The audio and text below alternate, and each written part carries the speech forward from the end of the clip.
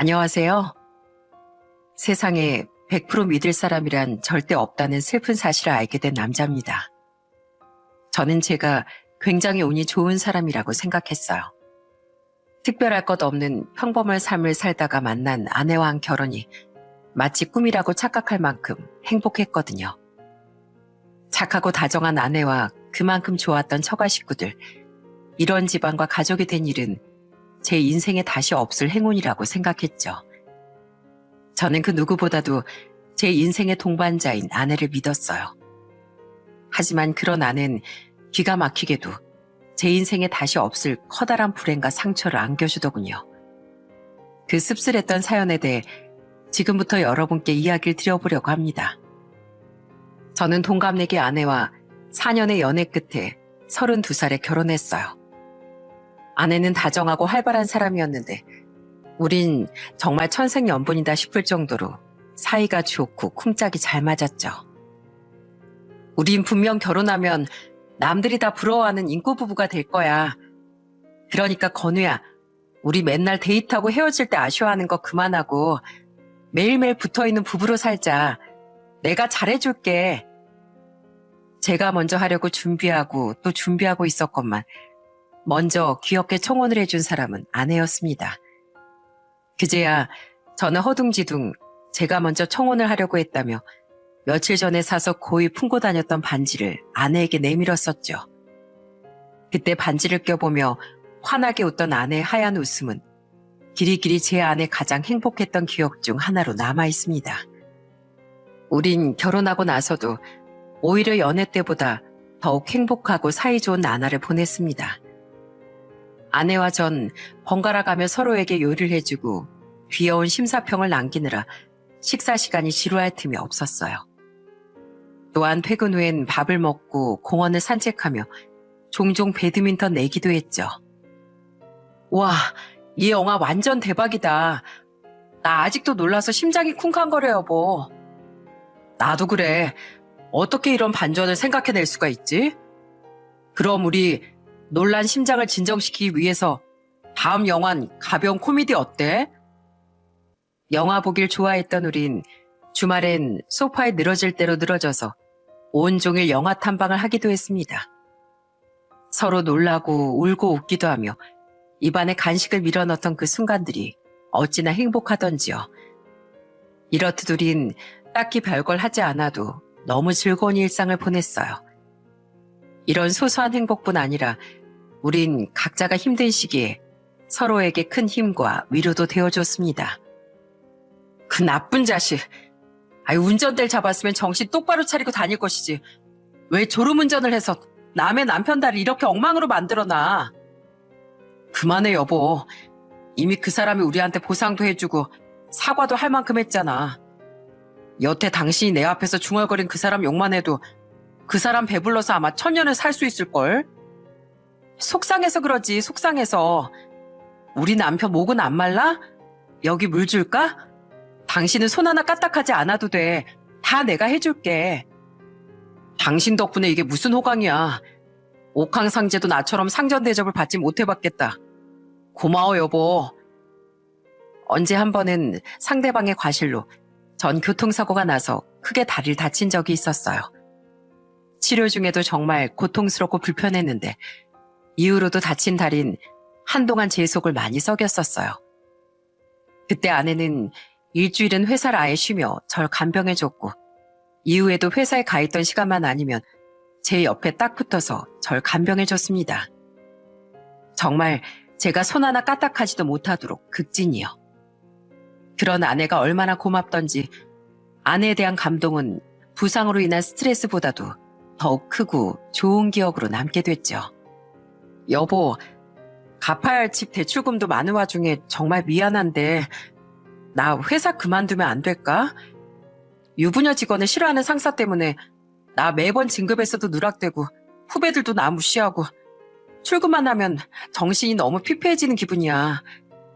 나 회사 그만두면 아예 디자인 쪽으로 길을 바꿔서 다시 시작하고 싶은데 그렇게 오래 쉬는 건 좀 힘들겠지? 또 언제 한 번은 고난의 시기가 아내에게도 찾아왔었어요. 당시 아내는 결혼 후부터 시작된 직장 내 차별에 승진에서도 계속 누락되며 큰 스트레스를 토로했어요. 처음엔 몰랐는데 뒤늦게서야 아내가 제게 고민 상담을 했던 거죠. 결국 원형 탈모까지 온 아내는 제게 퇴사 후 잠시 쉬며 새 미래를 준비하고 싶다는 말을 꺼내더군요. 솔직히 무리해서 마련한 신혼집 대출금 때문에 맞벌이가 필요한 상황이었지만 저는 주저없이 뜻대로 하라고 말해줬어요. 돈이야 우리가 데이트 좀 줄이고 아끼면 충분히 외벌이로 생활할 수 있어. 나한텐 당신이 행복한 게 가장 우선이야. 그러니까 그딴 회사엔 얼른 사표 던져버리고 당신 하고 싶은 거 다 해. 디자인 쪽으로 가고 싶으면 학원도 등록하고 자격증도 따고 몇 년이 걸려도 난 상관없어. 맞벌이 말고 공부를 하고 싶으면 공부를 해도 되고 주부가 되고 싶으면 그래도 돼. 그러니까 아무 부담 갖지 마. 미안해하지도 말고. 돈도 중요하지만 저는 그 돈 때문에 아내가 불행해지지 않길 바랬어요. 남자가 돼서 아내를 먹여 살리는 것쯤은 해낼 수 있어야 한다는 생각도 있었죠. 그때 아내는 제게 정말 많이 고마워하며 퇴사 후 새로운 길로 이직 준비를 시작했습니다. 전 아내가 학원에 다니고 공부를 하는 그 시간 동안 아내에게 집안일에 대한 부담도 주지 않고 그 어떤 간섭도 일치하지 않았어요. 오히려 더 좋은 교육 프로그램이 있으면 유료든 뭐든 적극적으로 추천해 주었고 아내의 이직을 위한 투자도 아끼지 않았죠. 그 결과 아내는 1년 뒤 드디어 성공적으로 이직에 성공했어요. 고마워 여보. 당신이 도와주지 않았다면 나 이렇게 짧은 시간에 이직을 해내지 못했을 거야. 우린 이렇듯 서로에게 가장 친한 친구이자 동반자 그리고 지지자가 되어주었습니다. 또한 저와 아내는 서로에게뿐 아니라 양가에도 무척 잘하며 살았어요. 우선 아내는 저희 집안의 맏며느리 역할을 톡톡히 해줬습니다. 아내는 저희 집에 행사라도 있으면 가장 선두에 서서 진두지휘를 하곤 했어요. 여행 계획을 적극적으로 짜거나 하는 등 말입니다. 물론 저도 장남 역할을 하려고 노력했지만 그 행동력과 꼼꼼함은 아내가 저보다 월등하더라고요. 요즘엔 명절이든 시댁 행사든 기피하는 며느리들도 많다던데 아내는 항상 정반대였어요. 동서 요즘 회사 일이 바쁘다길래 명절 장은 내가 미리 다 봐놨거든. 돈? 에이 됐어. 얼마 안 나왔어. 그러니까 장 보는 거 신경 쓰지 말고 마음 편히 있으라고 전화한 거야. 아내는 응당 맏며느리가 할 일이라며 명절도 양가 행사도 가장 먼저 챙기곤 했습니다. 또 저희 부모님을 살뜰히 챙기면서도 자영업을 하느라 유독 바빴던 재수 씨가 작은 며느리로 집안에 들어온 후엔 재수 씨까지도 많이 배려해줬어요. 재수 씨가 덜 미안해할 수 있고 괜히 저희 부모님이 자신과 재수 씨를 비교하지 않게끔 노력하면서요. 아내의 그 배려심을 가족들이 왜 몰랐겠습니까? 그런 아내를 저희 부모님도 남동생 내외도 정말 많이 좋아했어요. 어머님, 이번에 문화센터 수영반에 등록하셨대. 물이 그렇게 무서우시다더니 정말 용기 있으시지? 진짜? 아니 근데 당신은 저번에 아버지가 등산용품을 사셨다는 것도 그렇고 어쩜 그렇게 나보다 부모님 소식을 더 잘 알아. 나야 일주일에 2-3번씩 두 분하고 통화하니까 그렇지. 두 분이랑 수다 떨다 보면 시간이 어떻게 가는 줄 모를 정도로 재밌다니까. 저보다 저희 부모님과 더 친밀하게 지냈던 아내에게 고마워서라도 저는 처가에 더욱 잘하기 위해 최선을 다했습니다. 명절에 고생하는 아내를 위해 전 처가에 가면 아내든 따로 나가 살든 처제든 장인 장모님까지 아무도 설거지에 손을 못 대게 했어요. 음식도 기회가 되면 제가 도맡아 하려고 노력했지만 사위에게 장모표 밥을 먹이고 싶다던 장모님 때문에 그건 쉽지 않은 일이었죠. 그래서 대신 설거지라도 전담하려고 노력했던 거예요. 아유, 남들이 사위한테 매번 설거지 시킨다고 하면 욕해. 욕하라 그래요. 그 사람들이 이상한 거죠. 저 설거지 되게 잘해요, 장모님. 아마 설거지 대회가 있었으면 제가 국가대표가 됐을걸요? 정말 감사해요, 형부. 아, 언닌 좋겠다.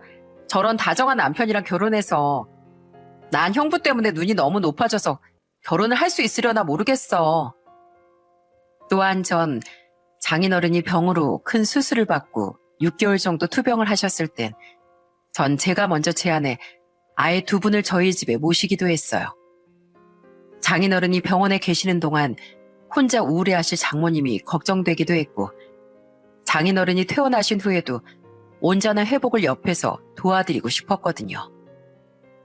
그냥 쭉 저희 집에 계셔도 되는데 벌써 처가로 돌아가시려고요? 이제 이 양반 몸도 많이 회복됐으니 자네에게 그만 짐을 얹어줘야지. 어차피 집도 같은 서울인데 뭐. 김서방, 정말 고마웠네. 만약 자네가 아니었다면 나도 우리 양반도 더 힘겹고 마음고생도 심했을 거야. 서로 의지도 하고 고마워도 하며 전 아내와 정말 이상적인 결혼 생활을 해내고 있다고 생각했어요. 그런 우리에게도 한 가지 아픔이 있었는데 그건 통아이가 생기지 않았다는 거예요. 산부인과에서 검사를 해보니 문제는 안타깝게도 저보다 간절히 아이를 원했던 아내에게 있었더라고요. 하지만 요즘엔 의료기술이 워낙 발달한 세상이었으니 아내는 포기하지 않고 꾸준히 산부인과 다니며 시험관 시술과 인공수정을 시도했어요. 이번에도 실패했어. 남들은 원하지 않아도 생긴다던 애가 왜 우리한테만 찾아와 주지 않는 걸까? 계속되는 실패에도 아내는 끝내 포기하지 않더군요. 그리고 그 결과 아내는 무려 결혼한 지 5년 만에 드디어 임신에 성공했어요. 큰애가 임신을 했다고? 아이고, 이 무슨 경사냐? 내가 누누이 말하지만 건우 너 진짜 미정이한테 잘해야 한다. 이럴 게 아니라 내가 네 아버지랑 직접 가서 축하해줘야겠다. 아내와 전 정말 얼싸안고 눈물을 흘리며 기뻐했습니다. 양가 부모님과 형제들 또한 크게 기뻐하며 우리를 축하해 주었죠. 희망아, 넌 아들일까 딸일까? 하긴 상관없어. 태어나기만 하면 엄마가 세상에서 가장 행복한 아이로 만들어줄게. 누구보다 든든한 네 아빠랑 같이 말이야. 우리 아이가 태어나면 난 당신한테 이순위로 밀려나는 건가? 서운하지만 할 수 없지 뭐. 대신 나한텐 아이도 소중하지만 늘 당신이 가장 먼저일 거야. 아직 불룩해지지도 않은 벨 쓰다듬으며 행복해하는 아내를 보니 저 또한 세상을 다 가진 듯 기뻤습니다. 하지만 우리의 행복은 오래가지 못했어요. 아내는 고작 임신 11주 차에 유산을 해버렸거든요. 우리 아기를 내가 못 지켜줬어, 여보. 내가 어렵게 얻은 아이만큼 회사도 그만두고 아이를 지켜줬어야 하는데 이건 다 내 탓이야. 우리 아기 불쌍해서 어떡해? 정말 얼마나 어렵게 생긴 아기인데. 여보, 나도 아이가 너무 일찍 우리 곁을 떠난 건 너무 속상해. 그래도 건강은 챙겨야지. 당신 지금 식음을 전폐한 지가 벌써 3일째야. 제발 날 생각해서라도 한 숟가락만 뜨자. 산 사람은 살아야지. 그때 아내는 한동안 식음을 전폐할 정도로 힘들어했습니다. 그런 아내와 함께 굶으며 저는 아내를 지키기 위해 노력했죠. 함께 울고 굶으며 애원하고 또 애원하면서요. 그 뒤 서서히 기운을 차린 아내는 다시 임신을 시도하기 시작했어요. 하지만 그 시도조차 실패로 돌아가자 아내는 더 이상 임신에 열의를 보이지 못하더군요. 아내는 결국 풀이 죽은 모습으로 임신 시도를 그만 포기하겠다고 말했어요. 남들은 10년이 넘게 노력한다고도 하지만 나 지금 마음이 너무 지쳤어, 여보. 아직도 떠나보낸 우리 희망일 생각하면 자다가도 눈물이 앞을 가려서 더 그런가 봐. 당신도 아이 갖고 싶어 했는데 정말 미안해. 그게 나한테 왜 미안해. 늘 말했듯이 당신이 가장 우선이야. 난 아이가 없어도 당신 하나만 있으면 돼. 저는 너무 힘들어하는 아내가 안쓰러워 그런 아내를 안고 눈물을 흘렸습니다. 그렇게 임신에 대한 노력을 접은 후 아내는 그 좌절감을 일에 대한 집중력으로 해소하려고 노력하더군요. 그리고 그 노력이 빛을 발했는지 아내는 유산한 지 1년 뒤쯤 더 좋은 대우를 받고 이직에도 성공했어요. 그때 좋아하는 아내에게 축하를 건네며 전 이렇게 아이가 없어도 한 계단 한 계단 다른 행복을 향해 함께 걸어 올라가면 된다고 생각했습니다. 하지만 아내는 이직한 지 몇 달이 지난 뒤부터 서서히 변하기 시작했어요. 당신 왔어? 좀 늦었네. 난 오늘 오랜만에 야근 없어서 일찍 퇴근했어. 짜잔, 당신이 좋아하는 소고기 미역국 끓여놨으니까 같이 밥 먹자. 나 편의점에서 컵라면 먹고 와서 배 안 고파. 당신 혼자 먹어. 컵라면? 갑자기 웬 컵라면? 당신 요즘 매번 야근한다고 늦게 들어왔잖아. 오늘도 그럴 줄 알고 대충 때우고 온 거지. 그래도 열심히 차렸는데 한 숟가락만 먹어봐. 어? 오랜만에 마주 앉아서 우리 대화도 좀 하고. 일 끝나고 피곤해 죽겠는데 무슨 대화야. 밥 차리면 차린다고 미리 연락이라도 해주던가. 당신 혼자 먹어. 여보, 당신 손이 많이 텄네. 어디 좀 봐봐. 아, 깜짝이야. 아니, 왜 말도 없이 손을 잡아. 아니, 내가 내 아내 손 잡는 게 그렇게 화를 내고 뿌리치기까지 할 일이야? 당신 요새 진짜 이상해. 나랑 같이 밥 먹는 것도 싫어하고 침대에서도 나랑 닿기라도 할까봐 멀찌감치 떨어져서 자고. 나에 대한 태도도 진짜 많이 냉랭해진 거 알아? 대체 왜 그래? 이직해서 신경 쓸 게 많으니까 예민해졌나 보지. 피곤도 하고. 그리고 우리가 결혼한 지 6년도 더 지났는데 뭐 언제까지 신혼부부처럼 꽁냥거리면서 살아야 돼. 어리광 좀 그만 부려. 아내는 저와의 스킨십도 노골적으로 피하고 마주 앉아서 밥을 먹는 것도 기피하기 시작했어요. 처음엔 그냥 이 사람이 피곤해서 일어나 싶었는데 그게 몇 달이나 계속되니 너무 속상하고 비참하기도 하더라고요. 심지어 언제부턴가 아내는 피곤하단 이유로 저희 가족 행사에 참여하는 것도 귀찮아했고 나중엔 각방까지 쓰기 시작했습니다. 그동안 전 계속해서 아내에게 더 잘하려고 애를 썼어요.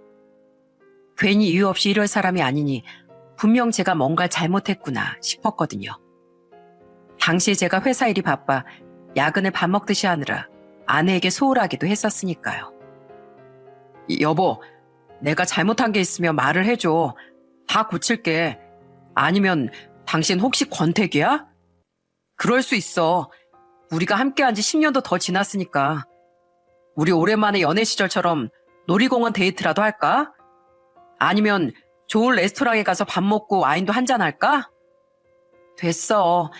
나 정말 아무것도 하고 싶지 않고 그냥 방에서 쉬고 싶어. 진짜 날 생각한다면 나 좀 그만 귀찮게 하고 내버려둬. 하지만 아내는 그런 제 모습에 오히려 진절머리를 치곤 하더군요. 너무 속상하고 서러웠고 한편으론 두렵기도 했어요. 아내가 제게 정말 마음이 떠난 걸까 봐서요. 제겐 아내가 정말 전부였거든요. 하지만 우리가 함께한 시간이 있고 그동안 쌓아온 신뢰와 의리가 있지 않습니까?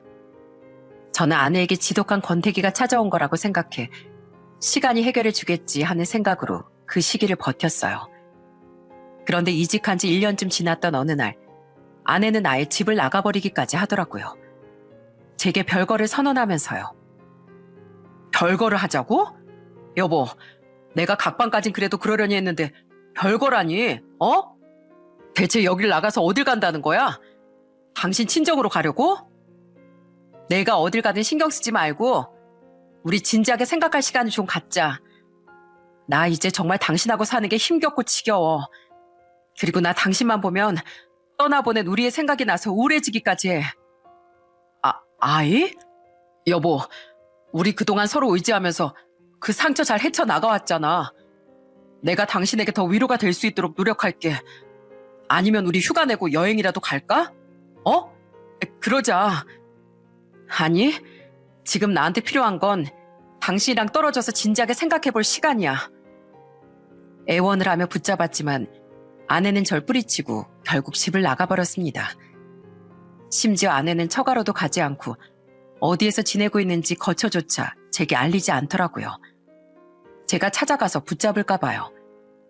정말 하루하루 눈을 뜨는 게 고역이고 고통스럽더군요. 저는 그 착한 아내의 마음이 돌아선 데는 분명 저에 대한 문제가 있을 거라고만 생각해 아내를 찾아가 어떻게든 개선해보겠다고 애원하고 싶었어요. 왜냐하면 아내는 집을 나간 후 언제부턴가 제 전화도 받지 않았거든요. 장인어른, 장모님, 두 분은 집사람이 대체 왜 그러는지 아시는 거 없으세요? 집사람이 어디서 지내는지도 정말 모르세요?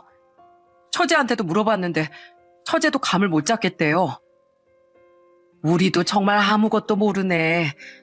아휴, 걔가 대체 왜 그러는지 원. 아이 때문에 자네를 보면 우울해진다고 했다며.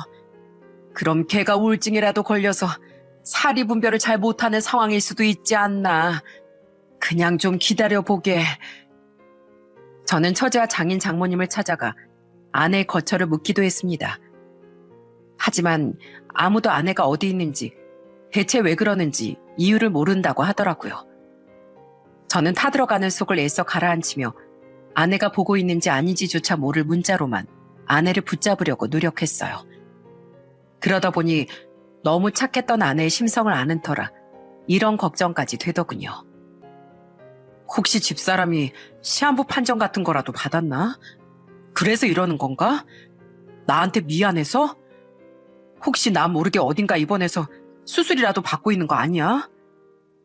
이런 허무맹랑한 생각까지 들던 와중에도 아내가 바람을 피웠을 거란 의심은 조금도 들지 않았어요. 한두 해도 아니고 무려 11년 가까이를 본 사람이었으니까요. 아내가 저에게뿐 아니라 저희 가족에게 얼마나 잘했는지, 얼마나 바르고 착한 사람이었는지 잘 아는데 어떻게 그런 의심을 할 수 있었겠어요? 세상 모두가 제게 등을 돌려도 전 아내만은 저를 배신하지 않을 거라는 굳은 믿음이 있었습니다. 결국 아내가 너무 걱정됐던 전 아내를 만나기 위해 아내가 다니던 회사까지 찾아가 봤어요. 미정 씨요? 미정 씨 회사 그만둔 지 좀 됐는데. 근데 남편분이시라면서 미정 씨가 어디 있는지 모른다고요? 정말 같은 남자로서 마음이 안 좋네요. 하지만 아내는 황당하게도 이미 회사까지 그만둔 뒤더군요. 그때 아내가 있던 부서의 부장이란 사람은 음료수까지 건네주며 제게 위로의 말을 건넸죠. 아내는 그렇게 연기처럼 감쪽같이 증발을 해버렸어요. 그런데 회사 사람 중 누군가 제가 다녀갔다고 연락했는지 아내는 그날 제게 먼저 전화를 걸었습니다.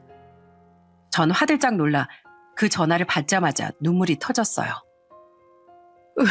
여보, 당신 대체 어디야? 그래도 연락은 돼야 내가 걱정을 안 하지. 하다못해 돈을 써서 수소문을 해보려고 해도 쥐도새도 모르게 사라진 당신을 찾긴 어려울 거라고 하지. 처가 식구들도 당신이 어디 있는지 모른다고 하지. 내가 얼마나 속이 타들어갔는지 알아? 당신 혹시 어디 아파?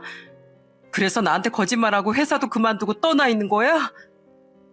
내가 아프긴 왜 아파? 가뜩이나 짜증나는데 왜 이렇게 회사까지 찾아가서 날 귀찮게 만들어? 당신 이럴수록 난 당신한테 더 마음이 멀어진다고. 왜 이렇게 사람이 참을성이 없어? 좀 기다려. 나도 좀 더 신중하게 생각할 시간이 필요하다고. 아내는 그런 제게 버럭 화를 내곤 전화를 끊어버렸습니다. 이후 저는 제가 또 찾으려고 들면 아내가 정말 저에게 정이 뚝 떨어지기라도 할까봐 속만 태우며 초조하게 기다렸어요. 역시나 아내가 어디 아픈 건 아닌가, 이럴 사람이 아닌데 혹시 말 못할 다른 사정이라도 있거나 장모님 말대로 우울증 때문에 모든 걸 내려놓고 싶은 건가 등등 오만 걱정을 다 하면서요. 혹시 정말 지독한 권태로움에 빠진 거라면 제가 새 사람이 돼서라도 다시 아내를 붙잡아 보고 싶었습니다. 제가 고칠 부분이 있다면 전부 고칠 자신이 있었고, 아니면 제가 저도 모르게 아내에게 무슨 잘못을 한 건 아닌가 하는 괴로움에 저는 매일을 몸부림쳤어요. 전 그렇게 하루하루 속만 태우며 다시 아내가 연락해 주길 기다렸습니다. 아내는 집을 나간 지 5개월 뒤 드디어 제게 전화를 해주더군요. 저는 목마른 짐승이 오아시스를 만난 듯 기뻐하며 얼른 전화를 받았어요. 하지만 들려온 아내의 말은 저를 절망케 했죠. 아무리 생각해도 당신이랑은 더 못 살 것 같아. 그러니까 우리 그만 이혼하자. 난 당신에 대한 마음이 전부 식었고 당신을 보면 유산의 아픔이 자꾸만 상기돼서 힘들어. 그동안 잘 생각해봤는데 역시 우린 헤어지는 게 맞는 것 같아. 여보, 그때 당신하고 아이를 지키지 못했던 거 내가 다 사과할게. 내가 당신한테 더 신경을 썼어야 했어. 그러니까 제발 다시 생각해줘. 어? 우리가 함께한 시간이 얼만데 어떻게 이렇게 한순간에 사람이 변할 수가 있어? 당신 지금 우울하고 건태로워서 다 포기하고 싶은 걸 거야. 근데 지금 이 순간만 잘 지나가면 우린 다시 전처럼 좋아질 거야. 장담해. 내가 그렇게 될 수 있도록 당신한테 몇 배로 잘할게. 어? 제발 이혼하자는 말을 하지 마, 여보. 제발 다시 집으로 돌아와. 우선 우리 만나서 얘기하자. 어? 저는 없던 자존심도 다 버리고 그런 아내에게 매달렸습니다. 또한 아내가 정말 어디가 아픈 건 아닌지 걱정돼 제발 만나자고 애원까지 했죠. 아내가 유산한 후에도 우리가 잘 지내온 시간이 얼만데 유산을 큰 이유로 들었던 아내의 말이 너무 믿기지가 않았어요. 하지만 아내는 여전히 저를 보고 싶어 하지 않아 했고 이혼 결심이 서면 연락하라는 싸늘한 말만 남긴 채 전화를 끊더군요.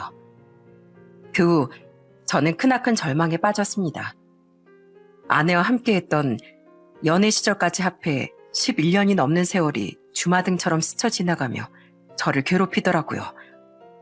신혼집에 입주한 후 들떠하던 아내의 얼굴, 처가 식구들과 다 같이 여행을 가 아내의 생일 파티를 했던 일, 아내를 너무 좋아하던 저희 식구들 사이에 둘러싸여 열심히 여행에 대한 일정 발표를 하고 있던 아내의 모습 등등이 말이죠. 이렇게까지 아내를 못 놓던 절 보고 누군가 미련하다며 혀를 찰 수도 있다고 생각합니다. 하지만 당시 전 이렇게 갑자기 사람이 바뀌어버렸다는 사실이 도무지 믿기지도 않았고 제 살점과도 같은 아내를 떠나보내기도 너무 두려웠던 거예요. 저희 부모님과 동생 내외 또한 저처럼 이 현실을 믿기지 않아 했죠. 장인 장모님과 처제 또한 자신들도 정확한 이유를 모르겠다며 미안해만 했어요. 생각해봤어? 당신이 이렇게 버텨봤자 이혼을 막을 순 없어. 그러니까 빨리 결정해. 이후 아내는 계속 이혼하자며 전화로 저를 보채더군요. 하지만 전 제발 조금만 더 신중히 생각해보자는 말로 아내에게 매달렸죠. 그렇게 저는 잘 먹지도 자지도 못하고 폐인 같은 몰골이 되어 한 달이 넘는 시간을 보내다 회사 일 때문에 나흘 동안 대만 출장을 가게 됐어요. 그리고 그곳에서도 역시 겨우 정신을 붙잡고 일만 했을 뿐 남은 시간은 관광은커녕 방에만 틀어박혀 힘든 시간을 보내고 있었습니다. 혜정이 누나네? 그런데 한국으로 돌아오기 전날 오후 이제 딱 하나 남아있던 일정을 소화하기 전 잠시 쉬는 시간을 갖고 있던 제게 전화가 한 통 걸려오더군요. 전화를 건 사람은 큰 이모의 딸이자 산부인과 의사였던 사촌 누나였어요. 큰 이모부와 이혼한 뒤 혼자 사촌 누나 형을 키우셨던 큰 이모가 15년 전 병으로 돌아가시며 저희 부모님은 사촌 누나 형을 많이 챙기셨습니다. 때문에 우리 형제는 다른 사촌들보단 누나와 형과의 교류가 잦은 편이었는데 당시엔 언제부턴가 서로 결혼도 하고 먹고 사느라 바빠 잘 연락을 주고받지 못했었어요. 그런 누나가 지금 일하는 시간일 텐데 무슨 일인가 싶어 전화를 받아본 전 누나의 말에 크나큰 충격을 받고 말았죠. 야, 너 어디야? 나 지금 해외 출장 중이야. 근데 무슨 일이야, 누나? 그래? 아니, 아까 어떤 산모가 예정일보다 한 일주일 일찍 진통이 왔다면서 급하게 배를 부여잡고 실려와서 담당 선생님이 분만실에 들어가셨거든? 근데 나중에 우연히 내가 보니까 그 산모가 네 와이프더라고. 뭐? 다행히 실려온 지 2시간도 안 돼서 아들을 순산했다던데 따로 확인해보니까 산모랑 아이 둘 다 건강하대. 축하한다, 야. 근데 너 유산해서 사촌 올케랑 같이 많이 힘들어했다더니 언제 또 임신했어? 우리가 그동안 연락이 뜸해졌다고 해도 나 올케랑도 몇 번 얼굴도 본 사이인데 이 축하의 소식도 안 알려주고 좀 서운하다 너. 내가 이 병원으로 이직한 지 아직 2주밖에 안 돼서 난 올케가 여기 다니고 있는지도 몰랐지 뭐야. 얼른 귀국해서 올케랑 네 아이 보러 와. 좀 기다리면 이모랑 이모부도 오시려나? 누나, 잠깐. 대체 그게 무슨 소리야? 집사람이 아들을 낳았다고? 우린 애초에 임신한 적이 없는데. 누나의 충격적인 말에 머리가 멍해졌습니다. 대체 이게 무슨 말인가? 혹시 이건 새로운 악몽인가 싶더라고요. 너무 큰 충격에 머리가 제대로 돌아가지도 않았어요. 저는 우선 저만큼이나 어리둥절해하는 누나에게 재차 확인했지만 누나는 그 산모가 제 아내가 맞다고 확신할 뿐이었어요. 누나, 내가 지금 너무 혼란스러워서 그런데 우선 끊어봐. 그리고 부탁인데 우리 부모님 놀라시니까 부모님께 따로 연락 같은 거 하지 말아주라. 혼란스러운 정신을 애써 가다듬고 전화를 끊은 전 곧장 아내에게 전화를 몇 통이나 걸었어요. 하지만 아내는 전화를 받지 않았고 그건 장인 장모님과 처제도 마찬가지더군요. 저는 그런 정신없는 상황에 회사에 피해를 줄 수는 없어 우선 남은 일정을 4시간 정도 소화하고 숙소로 다시 돌아왔어요.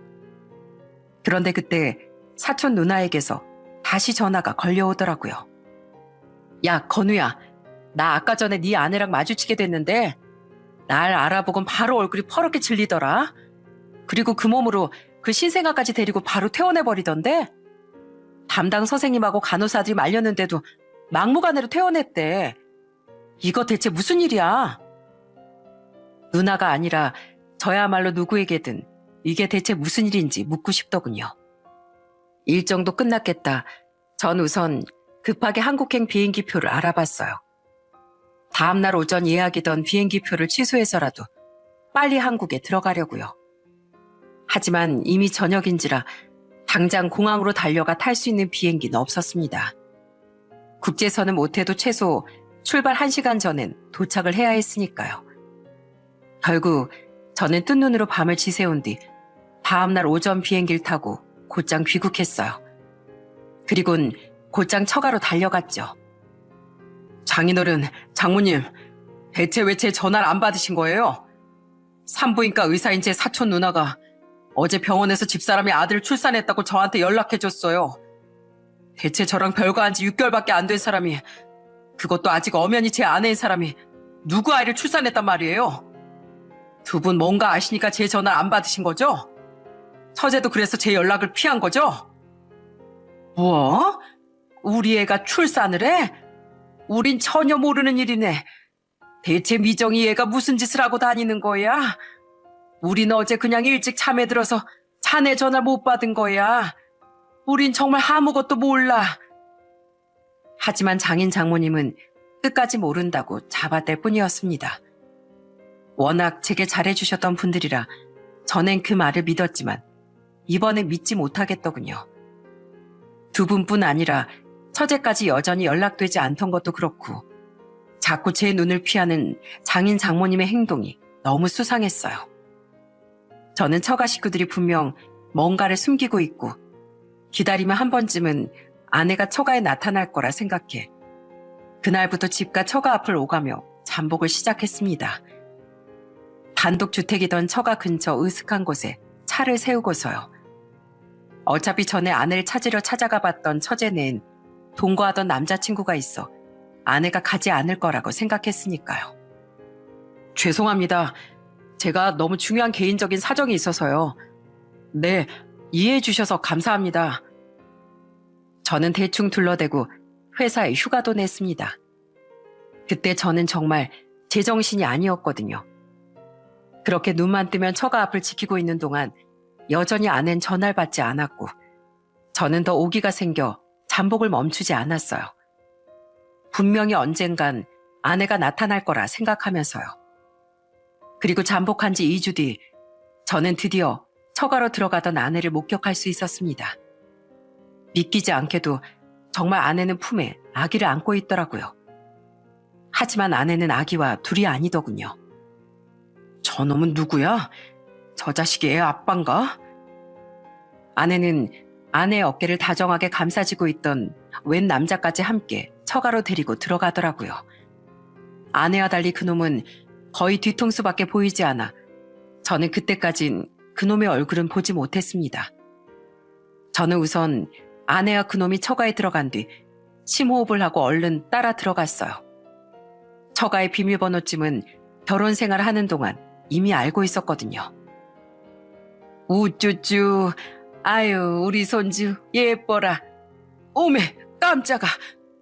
김서방. 여보. 제가 등장한 순간 품에 우리 손주거리며 해벌쭉한 얼굴로 아이를 안고 있던 장모도, 옆에 있던 장인도, 그 앞에 서 있던 아내와 누군지도 모를 남자까지 모두 경악을 하더군요. 아무것도 모른다더니 딱 봐도 장인과 장모는 모든 걸 알고 있던 사람 같았어요. 저는 분이 차올라 소리를 질렀습니다. 당신 이게 대체 어떻게 된 일이야? 어떻게 이혼도 안 한 사람이 다른 놈 애를 낳았냐고? 장모님, 장인어른, 저한테는 아무것도 모른다더니 다 이렇게 한통속이었던 거예요? 김서방, 우선 진정하고. 제가 지금 진정하게 생겼어요? 야, 성미정, 난 널 믿었고 적어도 네가 사람을 이렇게 기만하고 우롱할 여자라곤 절대 생각하지 않았어. 그런데 네가 어떻게 날 배신하고 다른 놈 애를 낳아? 그리고 저놈은... 그렇게 소리치며 장모의 말까지 막은 전 정면으로 본 아내 옆에 남자를 보고 순간 말문이 턱 막혔습니다. 어디서 본 건지 낯이 익다 싶더니 여러분 기억하시나요? 제가 아내의 회사에 찾아갔을 때 제게 음료수와 위로를 건넸다던 부장이요. 세상에 그땐 제게 아무것도 모른다던 그놈이 바로 제 아내 옆에 서 있더라고요. 저는 기가 막혀서 아내를 보고 말했어요. 저 자식이 당신이랑 눈 맞은 버러지였어? 이제야 퍼즐이 좀 맞춰지네. 당신이 왜 이직을 하면서 나에 대한 태도가 변했는지. 이직을 했으면 일이나 열심히 할 것이지 바람을 피우고 다녔냐? 당신 남자가 생긴 거면 애초에 왜 나한테 솔직하게 말 안 했어? 당신이 바람난 걸 알았으면 나도 진즉 이혼을 했지. 왜 말을 안 해서 사람을 이렇게 바보로 만들어? 모든 걸 들키자 아내는 이내 체념한 표정으로 제게 진실을 털어놓기 시작하더군요. 더 기가 막히고 황당했던 사건의 전말을요. 맞아, 나 부장님이랑 바람 피웠고 이 애도 이 사람 아이야. 내가 집을 나올 때만 해도 당시에 이 사람이 이혼 소송 중이라 전처랑 별거라고 있었어.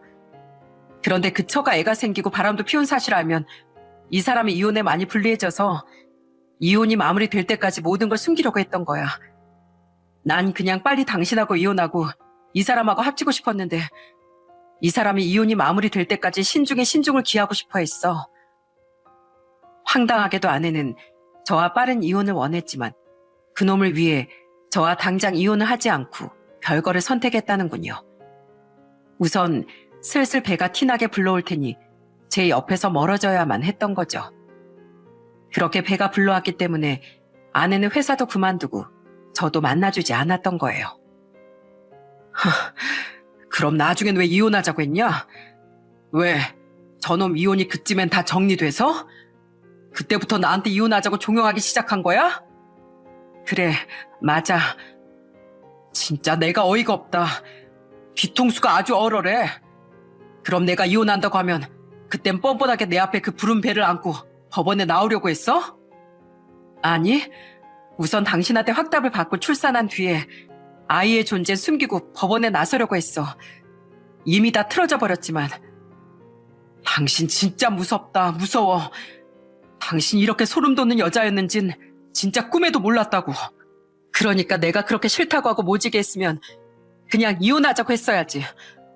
왜 구질구질하게 버티다가 여기까지 쫓아와서 이런 비참한 꼴이 돼. 이건 다 당신이 자초한 꼴이야. 세상에 어떤 남편이 진심으로 가정을 소중하게 여겼다면 한순간에 아내를 포기해? 할 수 있을 만큼 매달려도 보고 가정을 지키기 위해 최선을 다해봐야지. 결혼이 장난이야? 난 이런 줄도 모르고 당신을 얼마나 철석같이 믿었는데 당신이 어디 아픈 건 아닌지 걱정하고 내 탓만 하면서 그렇게 속을 태웠는데 그런 내 마음을 짓밟고 배신한 건 당신이면서 어쩜 이렇게 끝까지 뻔뻔해? 나한테 미안하다고 무릎 꿇고 싹싹 빌어도 모자란 판에. 그 와중에 뻔뻔하게도 아내는 적반하장으로 제게 화를 내더라고요. 이 사람이 정말 제가 알던 아내인지 의심스러울 정도로 아내의 변한 모습은 놀라웠습니다. 장인 장모 미안하긴 한지 제 얼굴도 못 쳐다보고 있었죠. 아내에게 소리를 지른 전 그런 장인 장모에게도 울분을 토했어요. 분한 마음에 눈물까지 흘리면서요. 어떻게 당신들이 나한테 이럴 수가 있어요? 내가 진짜 당신들한테 얼마나 어떻게 잘했는데, 당신들도 당신 딸들도 날 이렇게 기만한 당신들 전부 진짜 큰 벌 받을 거야. 이보세요. 그만하세요. 이젠 당신이 아니라 내가 이 집 사위입니다. 내 장인 장모님한테도 아내한테도 그만 떨어지세요. 그러게 이런 걸 보기 싫었으면 진즉 잘했어야죠. 근데 이 자식이 어디서 뚫린 입이라고 함부로 나불거려? 그 와중에 아내와 바람을 피운 상간남은 기가 막히게도 제 앞에서 든든한 사위 행세를 하려 들더군요. 순간 이성을 잃은 전 저도 모르게 그놈에게 손이 나갔어요. 솔직히 아내가 산모의 몸만 아니었어도 그때 전 너무 큰 배신감에 아내의 뺨마저 올려붙였을지도 모릅니다. 먼저 주먹을 날린 제게 그놈도 지지 않고 덤비며 우린 한참을 엎치락 뒤치락 했어요. 아! 당신 뭐 하는 거야? 얼른 우리 애 아빠한테서 안 떨어져? 그때 아내는 끝까지 제가 아닌 그놈만 감싸더군요. 결국 그날 우린 장모의 신고로 경찰서에 연행되어 조사까지 받게 됐죠. 그리고 서로 합의도 하지 않아 그놈과 전 벌금도 내게 됐어요. 그렇게 모든 진실을 알고 전 아내와 이혼은 해버려야 했지만 도저히 분이 풀리지 않았습니다. 때문에 전 그놈의 회사 앞으로 가서 1인 피켓 시위를 벌이기 시작했어요. 피켓에 그놈에 대한 모든 더러운 진실을 폭로해서 말이죠. 법에 대한 정보를 찾아보며 딱 법에 저촉되지 않을 만큼만 적었지만 누가 봐도 그놈의 이야기인 걸 알 수 있도록요. 저거 한 부장님 얘기 맞지? 그 미정 씨랑? 세상에, 회사에서 호인인 척은 다 하더니 뒤에선 저런 더러운 짓거리 하고 다녔단 말이야? 진짜 세상에 믿을 사람 없다. 그러게, 그러고 보니 저 사람 예전에 미정 씨 찾겠다고 회사에 왔던 사람이네. 너무 불쌍하다. 오죽했으면 저기서 저런 행동까지 하겠어. 그 회사 직원들은 그런 절 보고 그놈에 대해 수군대며 험담을 하더군요. 좀 알아보니 사회 초년생 시절부터 쭉 그 회사만 다녔다던 그놈은 회사에서 굉장히 평판도 좋은 인간이었나 보더라고요. 당신 이게 진짜 뭐 하는 거야? 당장 안 가? 가라고! 남의 일터 앞에서 뭐 하는 거야? 난 여기에 당신 이름 석잘 적은 적은 없는데 오히려 당신이 여기 와서 이러는 게 이게 당신 얘기라는 걸 당신 입으로 증명하는 꼴 아닌가? 감히 한 사람 인생을 무너뜨리고도 당신이 잘 먹고 잘 살 수 있을 줄 알았어? 착각하지 마. 인생은 그렇게 호락호락하지 않은 법이니까. 그런 파렴치한 놈이 그런 가식적인 가면을 쓰고 살게 두기 싫었기에 전 저를 쫓아내려 애를 쓰던 그놈을 무시하고 계속 시위를 했습니다. 회사에서도 제게 회사 이미지가 안 좋아지니 제발 이러지 말라고 부탁도 하고 경찰을 불러 절 몇 번이나 쫓아내기도 했어요. 하지만 저는 굴하지 않았죠. 결국 제 집념에 그놈은 회사에서 쫓겨나게 됐습니다. 그놈이 공고사직을 당했는지 눈치가 보여서 자진 퇴사를 했는지 모르겠지만 그 회사에서 제게 직접 그 사실을 알리고 그놈이 회사를 그만뒀다는 걸 확인까지 시켜주더라고요. 한 부장 그 사람 진짜로 회사를 그만뒀으니까 제발 더 이상 여기 와서 소란 피우지 말아주세요. 하는 부탁과 함께 말입니다. 이후 아내와 그놈에게 위자료 소송까지 걸어 돈도 받아내며 제 결혼 생활은 완전히 막을 내리게 됐습니다. 마지막으로 봤던 날 아내는 뻔뻔하게도 눈물을 흘리며 미안하다고 하더군요. 미안해. 근데 다른 건 다 그렇다 치더라도 내 아이만큼은 포기할 수가 없었어. 나도 임신 초기엔 잠시 당신에게 미안해서 고민하긴 했는데 당신도 알잖아. 내가 얼마나 아이를 원했었는지. 이런 날 절대 용서하지 마. 당신이 건방지게 그러면 안 해도 난 애초에 용서할 생각 없어. 아이 핑계를 대기 전에 애초에 바람을 피우면 안 됐던 거 아니야? 당신은 내 앞에서 눈물 흘릴 자격도 없으니까 가증스럽게 굴지 말고 가버려. 그래도 제게 미안한 마음이 크긴 했는지 장인 장모와 쭉 제 연락을 피했던 처제마저 제게 미안하다는 연락을 해왔습니다. 사실 처음부터 모든 걸 알고 있었지만 제게 미안해서 사실을 숨겼었다고요. 제가 전화를 받지 않으니 문자로 말입니다. 하지만 전 마찬가지로 너무 괘씸했던 그들에게도 답장을 하지 않았고 아예 연락처를 지워버렸어요. 그렇게 그 일은 제 가슴에도 그리고 전철을 철석같이 믿었던 저희 가족들의 가슴에도 큰 상처를 남겼습니다. 사촌 누난 나중에 만난 제게 술을 한 잔 사주며 위로를 건네줬었죠. 야, 세상에 진짜 별일이 다 있다. 어떻게 다른 사람도 아닌 걔가 그럴 수가 있다니? 아휴, 괜히 내가 다 미안하다, 야. 아니야, 누나. 오히려 고맙지 뭐. 누나 아니었으면 난 여태 진실도 모르고 바보가 됐을 거야. 저는 괜히 제 눈치를 보던 누나에게 오히려 고맙다고 말해주었습니다. 그렇게 전철 잘못된 선택으로 모두를 불행하게 만들었어요. 하지만 그 잘못된 선택도 오래가지 못했더라고요. 겨우 마음을 추스르고 살고 있던 제게 이혼한 지 2년이 지난 얼마 전 전처는 처음 보는 번호로 전화를 걸었더군요. 그놈과 2달 전 이혼을 하고 심란한 마음에 휴대폰 번호를 아예 바꿔버렸다면서요. 그 자식 알고 보니까 여자를 좋아해도 너무 좋아하는 인간이었더라. 난 그 자식이 날 너무 좋아해서 다가온 줄 알았는데 그냥 이 여자 저 여자한테 찝적대기 좋아하는 인간이었더라고. 재혼한 지 얼마 안 돼서부터 맨날 술집 여자들이랑 술 먹고 유흥의 돈을 흥청망청 쓰는 거 있지? 내가 화를 내도 이건 자기 여가 생활이라는 말 같지도 않은 말을 해대고 가정에 관심도 없더라고. 그래서 이혼했어. 이혼한 후 전천 아이를 데리고 자신의 친정에서 살고 있다고 하더군요. 그리고는 슬며시 저를 떠보듯 이러더라고요. 내가 당신 말대로 권태로움에 빠졌었는지 우울증 때문이었는지 그땐 진짜 판단력이 흐려졌었나 봐. 당신을 배신했던 걸 나 이제야 뼈저리게 후회하고 있어. 저기 당신 이제 나 다 잊었어? 전처가 정확하게 얘기하진 않았지만 저는 그 말에 담긴 뜻을 눈치챘어요. 이제 와서 자길 다시 받아달라는 뜻 말이죠. 하지만 전 2번 다신 이런 식으로 염치 없이 전화하지 말라는 말만 남긴 채 그냥 전화를 끊었습니다. 나를 배신했던 그 순간부터 당신은 내 인생에서 이미 죽은 사람이니 스스로 한 선택은 오롯이 그 짐승만도 못한 당신 혼자 책임지라는 싸늘한 말과 함께요.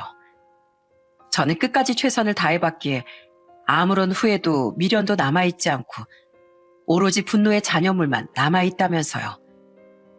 그게 얼마 전의 일이었기에 사실 제 마음은 아직도 심란한 상태예요. 하지만 전 여전히 전처를 용서할 생각이 없고 받아줄 생각도 당연히 없습니다. 다만 겨우 추스른 상처가 다시 헤집어져서 마음이 어지러워졌을 뿐이죠. 그리고 그 심란한 마음을 정리해보고자 이렇게 사연도 적어보게 된 거예요. 제가 사람에 대한 불신을 갖게 된 씁쓸한 사연은 여기까지입니다. 어디서 들은 말인데 누군가를 배신했다는 건 결국 자기 자신을 배신하는 일과 같더군요. 아마 배신은 상대방뿐 아니라 자신의 인생까지 결국 망가뜨리게 된다는 뜻인 것 같아요. 비록 저는 이미 깊은 상처를 입었지만 부디 여러분께선 저처럼 누굴 믿더라도 꼭 신중하시길, 그리고 자기 자신까지 망가뜨리기 전에 남을 배신하는 슬픈 행동은 제발 하지 마시길 부탁드리고 싶습니다.